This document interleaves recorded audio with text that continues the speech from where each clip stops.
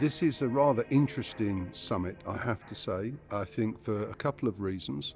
First of all, from a personal point of view, our business model has been increased to now capture the CO2 figure, so the carbon dioxide equivalent number of every single SKU.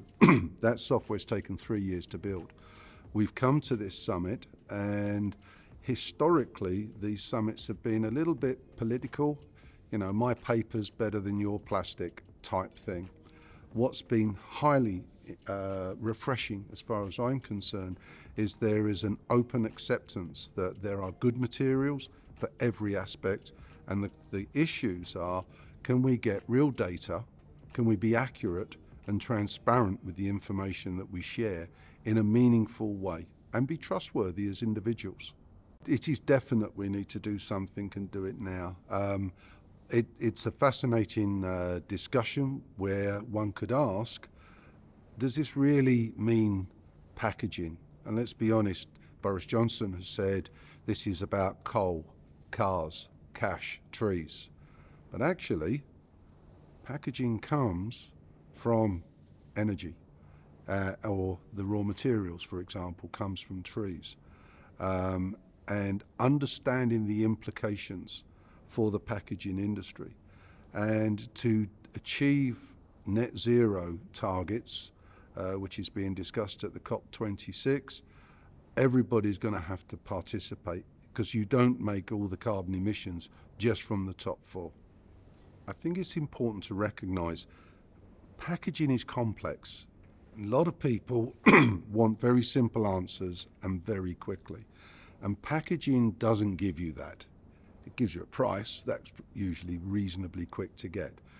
The issue, if you're a consumer, is there are too many words. That is it recyclable, or it can be recycled. It's a number 4, or it's an LDPE, whatever that's supposed to mean to the average consumer. The issue is we need to find the means to communicate to enable. There is a demand, particularly from consumers. You will see in recent years there are other information that has to be shared on food packaging. There's the lozenge, which will advise on the salt and the sugar and the saturated fats, etc. And they're colour-coded. If you're a consumer and you're buying a number of products, you want to be able to make quick decisions when you're walking around the supermarket or you're shopping online. You just want to see green. That's a good sign. The issue is the complexity that comes behind that to explain that green. And there's 2 things to approach there. Younger people in particular, but not exclusively, want more detail, because they may not trust a brand or a retailer just promoting this is green. There's a lot of greenwashing that goes on out there. Some recent research that I came across would show 40% of 500 websites that were looked at found greenwashing, and arguably in many instances could have been illegal claims that were being made on the website. And the younger generation, they're more informed. They want to know what's going on.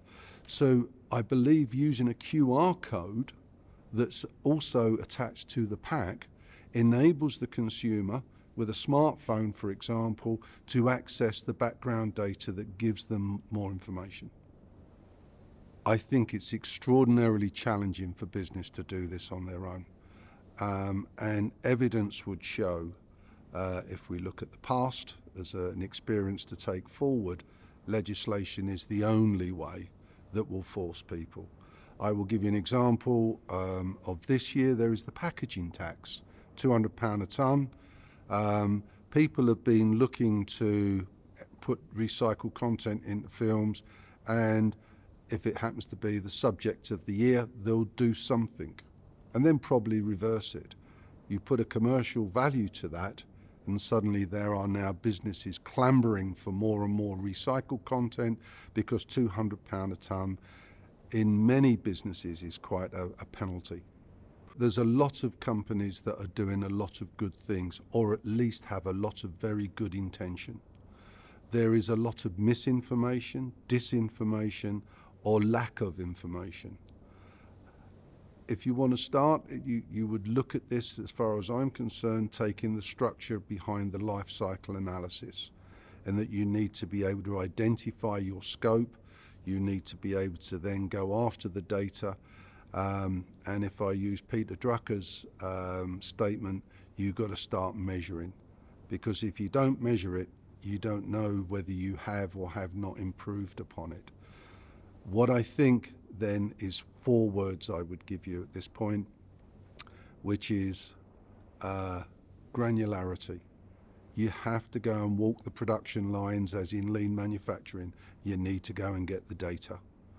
You then need to accurately calculate the implications of that. So the IPCC provides formulas in terms of how that should be done. More importantly, you need transparency. You need to be able to share using your company dashboards, so it's summarized for the executives of the organization to enable them to make the right decisions. And you also then need to consider one final point, which is the authenticity, the trustworthiness of the data.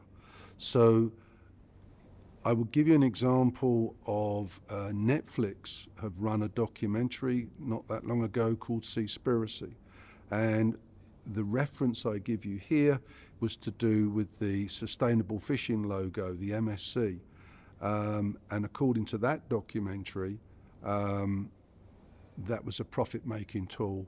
It was definitely not there to do what it was set out to achieve. And therein lies why consumers want more detail, and they want the trustworthiness. There are some obvious statements I will give you. The interesting one for carbon emissions, for reducing, as sort of 2 very distinct reduce, reuse, recycle kind of initiatives. You've got carbon emissions initiatives. And then there is cost, and people don't want to pay more. And the interesting thing is that the drivers on cost are usually the drivers of the CO2 emissions, and they are usually the materials that you're buying. So if you reduce the thickness of your material or the number of colours you put on a pack, you're not only then doing something right with the material sustainability, it will be there for longer. You're also saving on the CO2, the energy that's being used to produce those materials and to produce them as a pack, for example, and you're paying less money. So there is a lot of stories going around that consumers are willing to pay 5–10% more for environmentally correct packaging. That actually does not need to happen. My business has produced a case study, and where we have analysed 11,250 ways to produce a wipes packaging. You can get evidence from our website. What I can tell you is that of the 11,250, there were 11,000 different values returned. So the one thing I would say, I'll come back to a comment I made earlier. You need the granularity, you need the accuracy, you need to be able to share this information in an open and transparent way, and you need someone authentic. What we can do is to provide all of that information in a way that it would meet anybody's needs that we're aware of today. Years ago, when a president in America said, we're going to land on the moon by the end of the decade. And they did. You can look at other examples, earth-shattering, earth-changing examples. If we are driven, rather than driven to make excuses or find ways to tick a box and not deliver, if we actually put all that energy into coming up with a result that is right for the country, which is right for the world, and most importantly for me on a personal level, it's right for my grandchildren. I want them to not only have all the opportunities I've had in my lifetime, but I would expect them to have even more. That's the desire of any parent.